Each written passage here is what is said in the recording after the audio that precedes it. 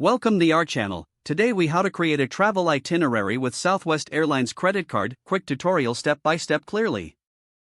To create a travel itinerary with your Southwest Airlines Credit Card, start by logging into your Southwest Airlines account. If you don't have an account, you'll need to create one using your email address. Once logged in, navigate to the Flights tab on the home page. Select your departure city and your destination city. Choose your travel dates and the number of travelers. Click on the search button to view available flights. Review the flight options based on your preferences. Pay attention to the flight times and duration for each option. Once you find a suitable flight, click on it to see the details. Then, select the fare type you prefer, such as wanna get away or anytime. After selecting your fare, you'll be prompted to enter traveler details.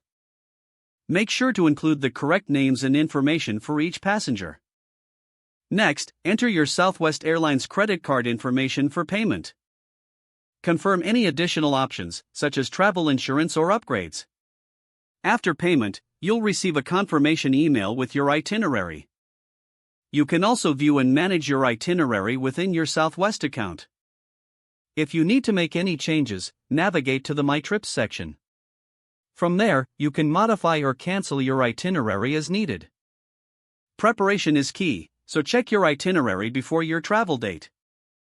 Keep track of your flight status as your departure day approaches. And finally, have a wonderful trip with your Southwest Airlines credit card benefits. If the page does not load, refresh the browser or try again in a private or incognito window.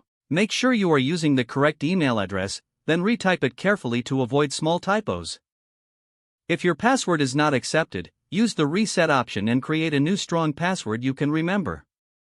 Check your spam folder for verification or security emails, then complete any requested confirmation steps. Enable two-factor authentication if available to improve account security and reduce unauthorized access risk. After signing in, review your profile details so your contact information and settings are accurate and current.